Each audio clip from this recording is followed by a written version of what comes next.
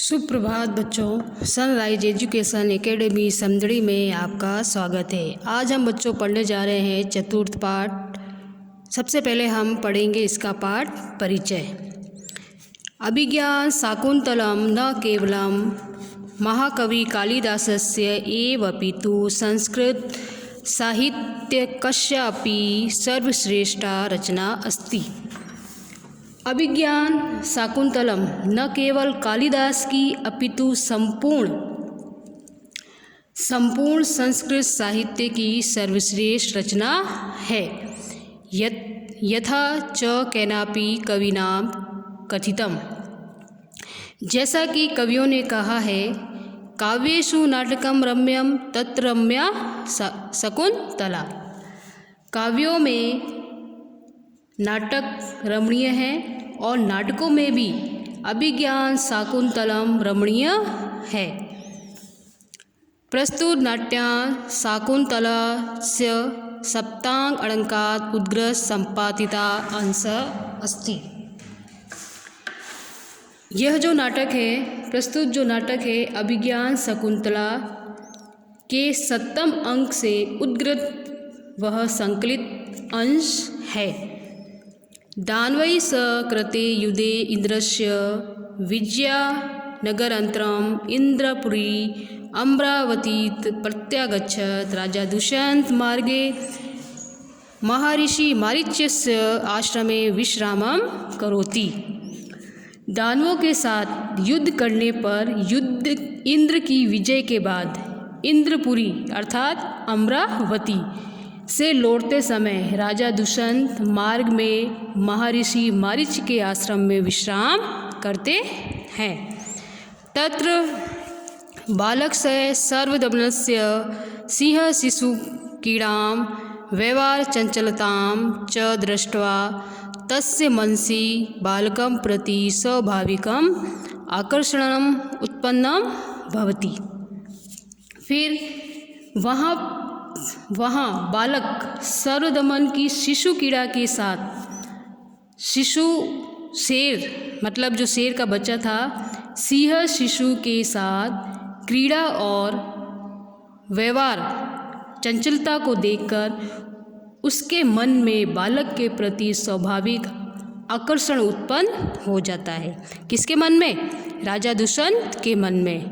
सदै सदै वार्तालापं प्रसंगै तस्य विश्वासः भवति यत् सर्वदमनस्य तस्य पुत्र एव इत्येतं कविनाम् अस्मिन् दृश्य बालकस्य चापलायां दुष्यन्तस्य च वात्सल्याम् अतीव मनमोहकताय वर्णितम् अस्ति। धीरे धीरे बातचीत के प्रसंग से उसे विश्वास हो जाता है कि सर्वदमन उसी का पुत्र है। इस प्रकार कवि ने इस दृश्य में बालक की चापलता यानी चंचलता और दुष्यंत की वात्सल्यता का अत्यंत मनमोहक रूप से वर्णन किया है। अब ये जो नाटक है, इसका नाम है त्रभंस्व सिंह दंतास्त्य गण सिंह से, अर्थात सिंह मुख खोलो दांत गिरता। इसके बाद में हम ये नाटक शुरू करेंगे पढ़ना। माँ खलु चापलाम कुरु कथम गत एवा आत्मा प्रकृति। चंचलता मत करो, क्या वही अपने स्वभाव को प्राप्त हो गया है? राजा कर्णम दत्वा, राजा कौन है? दुष्यंत कान लगाकर सुनता है। अभूमि इयम अविनश्य से, कि क्या यह जो स्थान है यह अशिष्ट चरण के योग्य नहीं है? को नु खल्वेश निषिध्यते, फिर किसे मना किया जा रहा है? शब्दानुसारेण अवलोक्य, यानी जहाँ से आवाज़ आ रही है उस तरफ देखकर। सविस्मयम यानी आश्चर्य के साथ। अये को नु खलु अयम अनुवाद्यमान तपस्विनीभ्याम अबालः सत्वो बालः, अरे इस असाधारण शक्ति संपन्न बालक को दोनों तपस्वियों द्वारा क्यों मना किया जा रहा है। फिर इसके पश्चात श्लोक है अर्धपित्त स्तननम मातुरा मर्द क्लिष्ट केसरम प्रकीर्तुं सिंह शिशुं बलात्कारेण कृशति। अर्थात जिसने अपनी माता के दूध को आधा ही पिया है तथा खींचने से उसके बाल बिखरे हुए हैं, ऐसे शेर के बालक को खेलने के लिए यह बलपूर्वक खींच रहा है। मतलब जो बालक था वो शेर के बच्चे को उस समय खींच रहा था जब वह अपनी माँ का दूध पी रहा था। तो माँ का दूध पीते पीते उस बालक ने उस बच्चे को अपनी तरफ खींचा, क्यों? उसके साथ खेलने के लिए। फिर बालः रबंसीय दंतास्त गणसीयते, सिंह मुख खोलो दांत गिनूंगा। प्रथमा, जो दो तपस्विनियाँ थी उसमें से प्रथमा पहली वाली, अविनीत किम नो आपत्यनि विशासिनी सत्वानी प्रकरोषि, विनम्रता से हीन हमारी संतान के समान माने गए इन जीवों को क्यों परेशान कर रहे हो। जो पहली तपस्विनी होती है वो उस बालक से कहती है हंत छोड़ दो, वर्धन्ते ते समरंभ।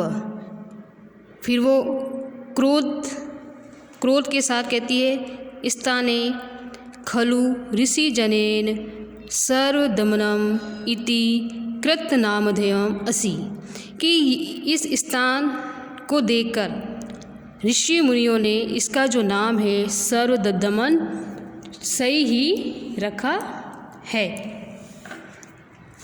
फिर द्वितीया, जो दूसरी वाली जो तपस्विनी होती है वो कहती है एषा खलु केसरीण तवाम लगिष्यसि यदि तस्या पुत्रकम न मुचति, यह शेरनी अवश्य ही तुझ पर आक्रमण कर देगी यदि तुम इसके बच्चे को नहीं छोड़ते हो। केसरणी यानी शेरनी। दूसरी वाली जो होती है तपस्विनी वो क्या कहती है कि यह जो शेरनी है ये तुम्हारे ऊपर क्या कर देगी, आक्रमण कर देगी यदि तुम इसके पुत्र को नहीं छोड़ोगे तो। बालः सस स्मितम यानी मुस्कुराते हुए, अहो बलिए खलु भितो अस्मिन, यह कहकर क्या तुम मुझे डराना चाहती हो। इत्यधरम दृश्यति, और अपने होठों को दबाते हुए। प्रथमा पहली वाली तपस्विनी वश्य एनम बाल मृगेंद्र मुच्च, कि वश्य इस शेर के बच्चे को छोड़ दो। अपरम ते कीड़काम दास्यामी, दूसरा खिलौना मैं तुम्हें खेलने के लिए दूंगी। बालः कुत्र कहाँ, दोहोतृत वह खिलौना मुझे दो। इति हस्तम प्रसारयति, हाथ फैलाते हुए। कौन हाथ फैलाता है? बालक।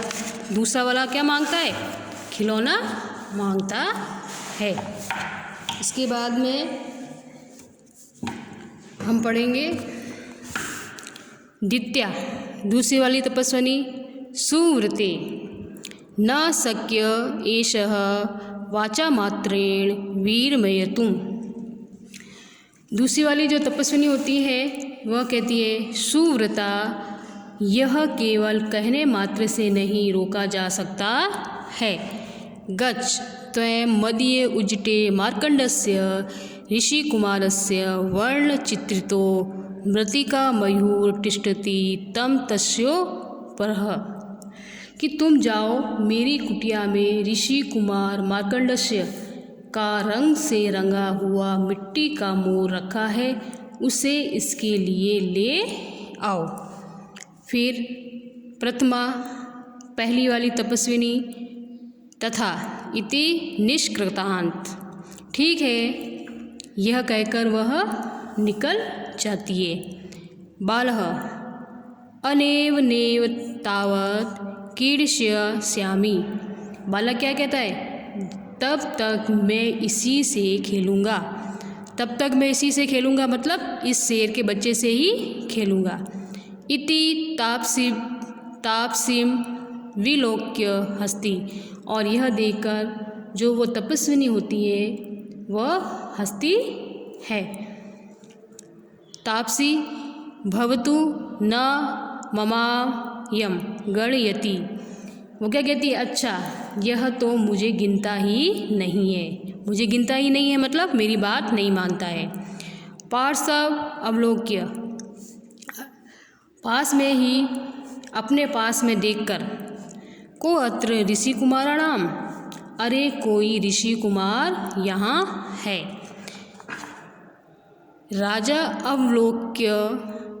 राजन अवलोक्य भद्रमुखम एहि तावत। राजा को देखकर भद्रमुख इधर आइए। मोचयानेन डिम्बलिया बाध्यमानम बालमृगेंद्र। बाल क्रीड़ा के द्वारा सताए जाने वाले इस सिंह शासक को इसके हाथों से छुड़ाइए। तो वो तपस्विनी होती है, वो राजा से क्या कहती है कि इस बालक को इस शेर के बच्चे से छुड़ाइए।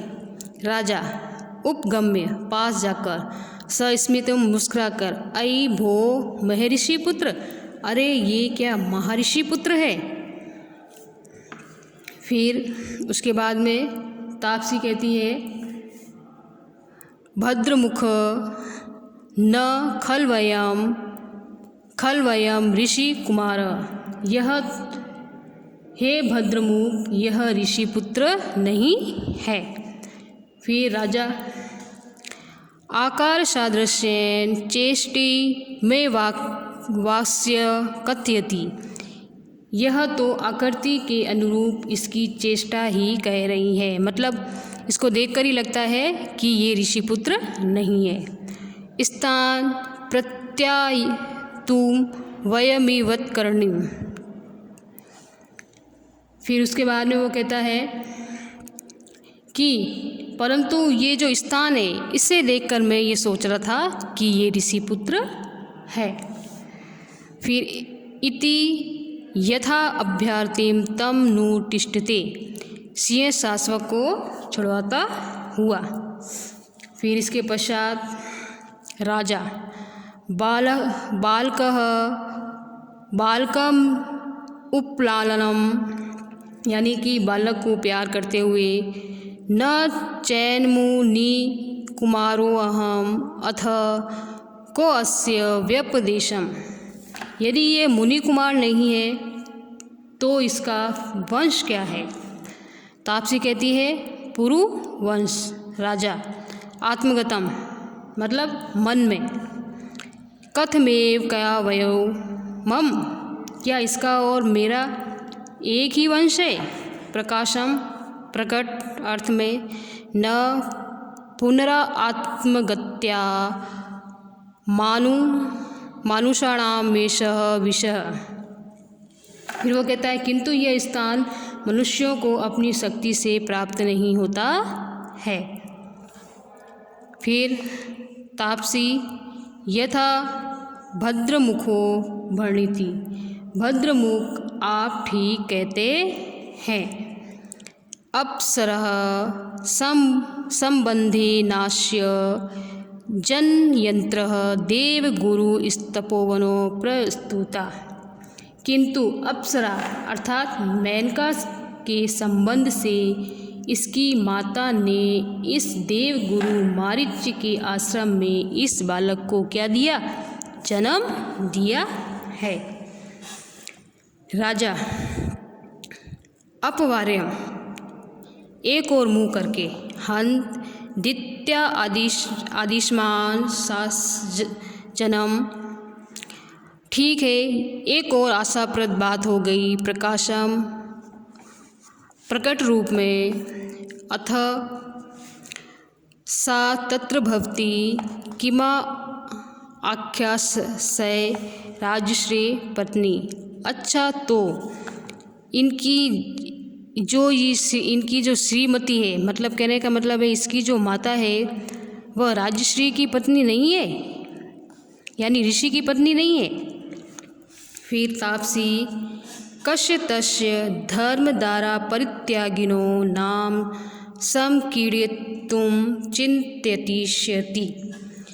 वो कहती है कि यह तो किसी के द्वारा छोड़ी गई स्त्री है, इसकी जो माँ है।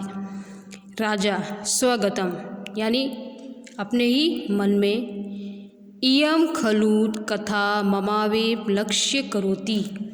वो अपने मन में सोचता है कि यह जो कथा है ये तो मेरी ओर लक्षित कर रही है।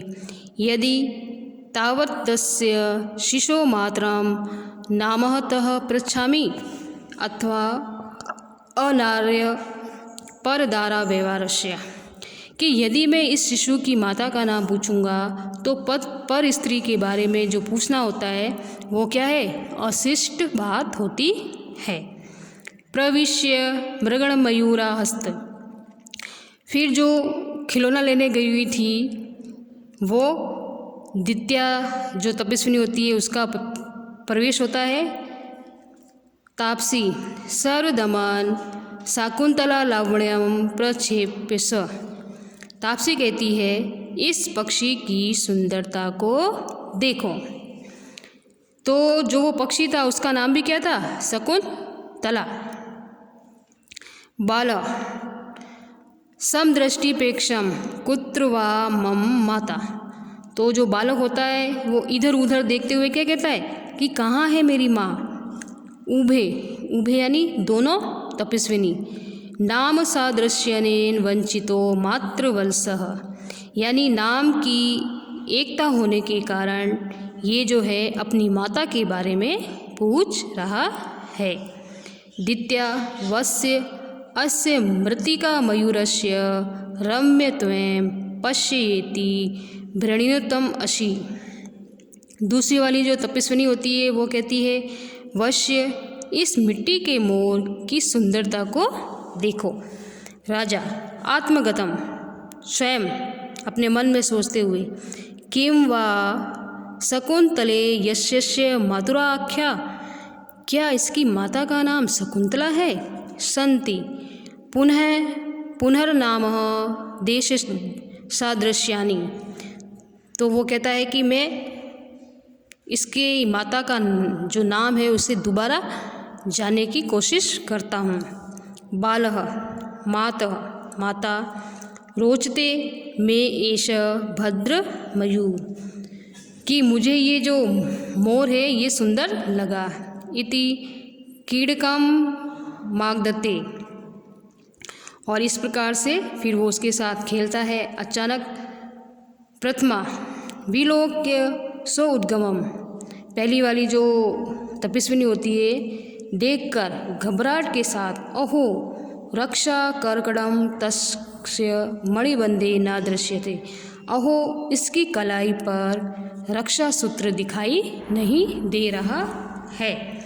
राजा अलवा आलम वेगेन, घबराइए नहीं।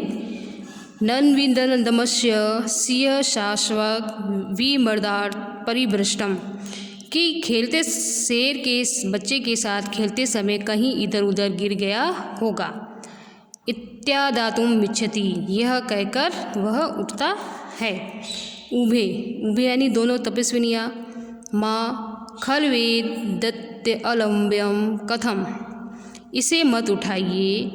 कथम क्या, गृहीत मनेन, इन्होंने तो उठा लिया। किसे उठा लिया, उस बच्चे के हाथ में जो रक्षा सूत्र बंधा हुआ था। इति विस्मयाद परस्परम अवलोक्यत, इस प्रकार से वो जो दोनों जो वन तपस्विनियाँ होती हैं एक दूसरे को देखने लगती हैं। राजा किमर्थम प्रति स्पर्धा स्म, तो आपने हमें किस लिए रोका। प्रथमा शृणोतु महाराज, सुनिए महाराज। एष अपराजिता नामौ ओषधीस्य जातक कर्म समय भगवता मारीचेन दत्वा, कि यह एक अपराजिता नाम की औषधि थी और जातक्रम करते समय जो ऋषि मारीच थे उन्होंने इसकी हाथ पे बांधा था। एताम किल माता पित्रा अमात्मान च वर्जितो अपरहो भूमि पतिता न गृह्णति, कि केवल माता पिता ही इसे उठा सकते हैं यदि ये ज़मीन पर गिरता है, अन्य कोई दूसरा इसे उठा नहीं सकता है। फिर बाद में इसके बाद में राजा अथ गृह्णाति, अगर कोई दूसरा उठा ले तो प्रथमा तदिस्तं सर्पो भूत्वा डसति, तब यह सर्प बनकर इसे डस लेती है। कि कहने का मतलब है यदि इस रक्षा सूत्र को इसके माता पिता के अतिरिक्त कोई दूसरा उठा लेता है तो ये रक्षा सूत्र जो है सांप बनकर उसे डस लेती है। राजा भवतीभ्याम कदाचित्यस्या प्रत्यक्षीकृता विक्रिय, क्या आप दोनों ने कभी इसका इस प्रकार से विकार होते हुए देखा है? उभे अनेकश यानी अनेक बार। राजा सहर्षम आत्मगतम यानी मन ही मन हंसते हुए। कथमीव संपूर्णमपि मे मनोरथम ना अभिनंदनामि, अब राजा के मन में जो इच्छा थी कि ये मेरा ही पुत्र है, तो इस प्रकार की जो इच्छा थी वो उसकी सच हो गई। इति बालम परिवर्जते, बालक का आलिंगन करते हुए यानी बालक को प्यार करते हुए। बालः मुच्च माम, बालक कहता है मुझे छोड़ दो।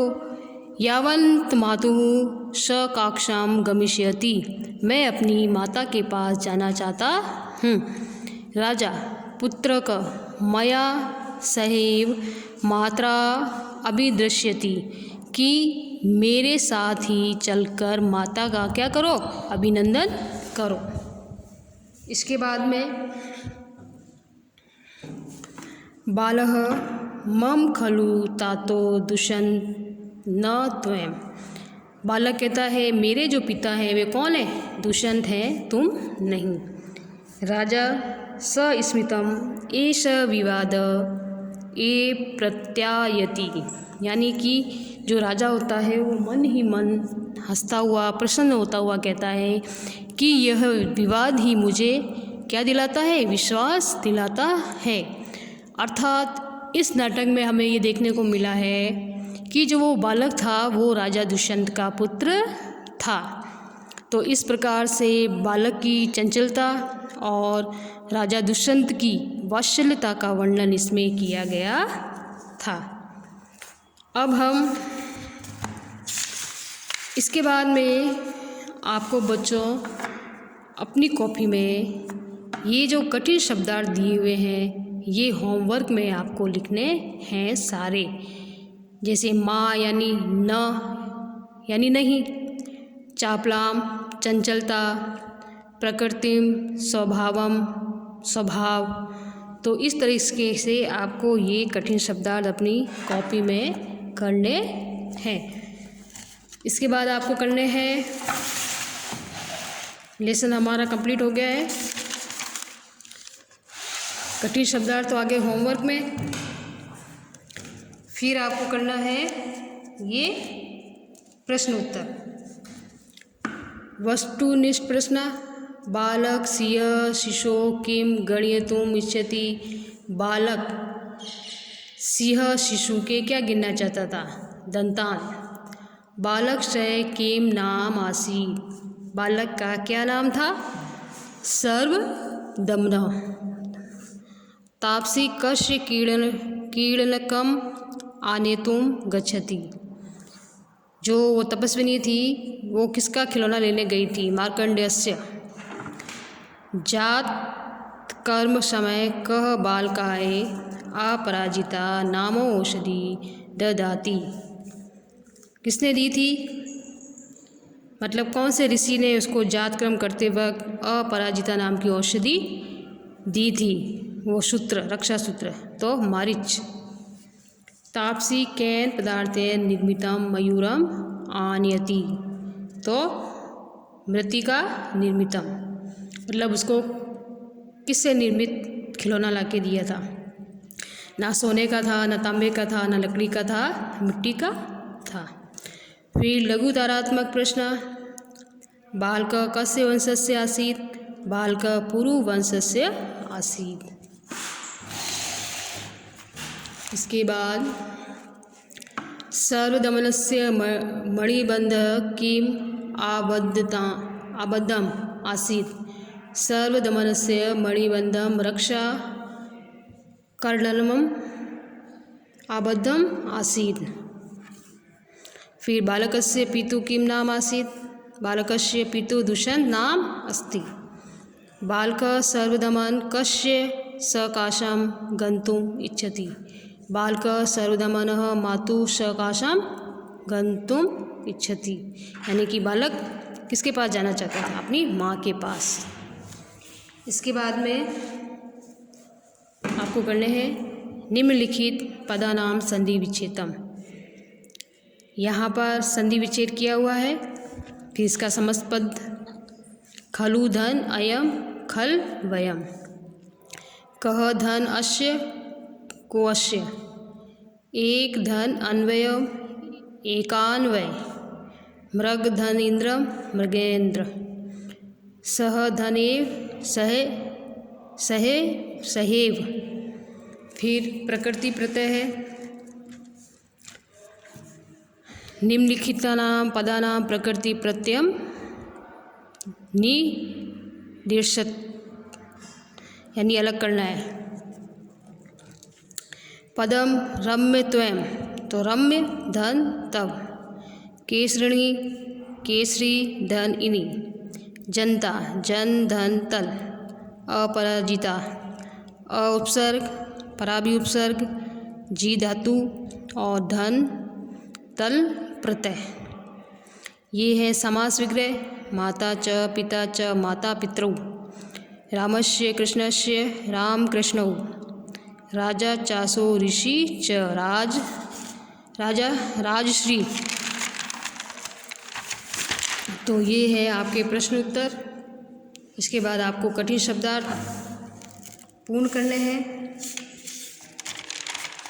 अब देखो बच्चों, आपके व्याकरण में एक चैप्टर है, वो है अव्यम, यानी कि अव्ययपद। संस्कृत भाषायां शब्द प्रकार द्वयमस्ति, विकारी अविकारी च, ये शब्दा विभक्ति प्रत्यय उपसर्ग मिलित्वा रूप परिवर्तनं कुर्वन्ति, ते विकारी इति शब्देन निदिदृश्यते। अविकारिणां तु कदापि रूप परिवर्तनं न कुर्वन्ति, एते अव्ययम शब्देन कथ्यते। यानी कि संस्कृत भाषा में दो प्रकार के शब्द होते हैं, एक तो विकारी होता है और एक अविकारी होता है। ये शब्द विभक्ति प्रत्यय उपसर्ग से मिलकर ये रूप में क्या करते हैं, परिवर्तन करते हैं। ते विकारी इति शब्देन, यानी ऐसे शब्दों को विकारी कहा जाता है। और एक होते हैं अविकारी, तो कदापि रूप परिवर्तन न कुर्वन्ति। अविकारी जो शब्द होते हैं उसमें कभी भी परिवर्तन नहीं आता है, वो जैसे होते हैं वैसे ही रहते हैं। तो ये भी आपके व्याकरण से संबंधित है। वैसे तो ये आपका एकदम सरल ही है। तो देखो इसमें अव्यम अपि, जिसका अर्थ होता है भी, ये कोई भी क्या चेंज नहीं होता है, हमेशा एक जैसे ही रहता है। उदाहरण दिया हुआ है इसमें, इति जिसका अर्थ होता है क्योंकि, ईव जिसका अर्थ होता है समान, उच्चई जोर से, न्यूनम निश्चित ही, पूरा पूर्व काले यानी प्राचीन समय में, माँ मत सहसा अचानक, बही बाहर, शनै शनै धीरे धीरे, कदा कब कुतः कहाँ से, इते इधर उधर, अत्र यहाँ तत्र वहाँ, इदानीम अब इस समय, संप्रति अब इस समय। ये सब इसके एक एक उदाहरण मैंने यहाँ पे लिखे हैं आपके समझने के लिए। इसके और भी हैं अव्यय शब्द, यदा, कदा, यथा, तथा, बिना, सब, है, अधुना, कदापि, किम, यत्, यावत और तावत। यदा का अर्थ होता है जब, कदा कब, यथा जैसे, तथा तथा, बिना यानी अभाव, शव आने वाला कल, हय यानी बीता हुआ कल, अधुना अब इस समय, कदापि कभी, किम क्या, यद क्योंकि, यावत जितना, तावत उतना। ये सब के एक एक उदाहरण है यहाँ पर जो आपको पढ़ने हैं। अब एग्ज़ाम में जो आपके सवाल आता है वो इस तरीके से आता है, अव्यय शब्द से संबंधित आपके सवाल आता है, तो जब तक आपको इन अव्यय शब्दों के हिंदी अर्थ याद नहीं होंगे तब तक आप उसको नहीं भर सकोगे। अब इसमें यह है कि मंजूषायाम प्रदत्ते अव्ययपदई रिक्त स्थानानि पूर्यत्वा लिखतु। ये यहाँ पे अव्यय शब्द दिए हुए हैं, 3 आएंगे आपके, 1 2 3, मतलब 3 होंगे, और यहाँ दिए होंगे 4। तो इन चारों में से 3 जो जिस लाइन में आएगा वो आपको पढ़ना पड़ेगा। तो ये इस तरीके से जो है आपके एग्ज़ाम में ये सवाल पूछे जाते हैं। तो आपको ये होमवर्क में करने हैं कि इन तीनों में से कौन कौन सा इसमें आएगा। ये 4 नंबर के आते हैं एग्ज़ाम में, आपके बोर्ड एग्ज़ाम में। तो ये आपके बोर्ड एग्ज़ाम में इस तरीके से आएंगे, तो आपको याद करने हैं। जब तक आपको इसके हिंदी अर्थ याद नहीं होंगे अव्यय शब्दों के, तब तक आप इनको नहीं भर पाओगे। इसलिए आपको ये सारे याद करने हैं हिंदी अनुवाद। और भी आपके गाइड में बहुत सारे दिए हुए हैं उदाहरण, जो भी एग्ज़ाम में किस तरीके से पूछते हैं वो सब दिए हुए हैं, उसमें से भी आपको पढ़ने हैं और ये खाली जगह आपको भरनी है। तो इस तरीके से आपके एग्ज़ाम में पूछे जाएंगे। अब आज जो मैंने पढ़ाया है बच्चों, अगर उसमें आपको कोई समझ में नहीं आया हो तो वो आप डाउट क्लास में आके मेरे से पूछना।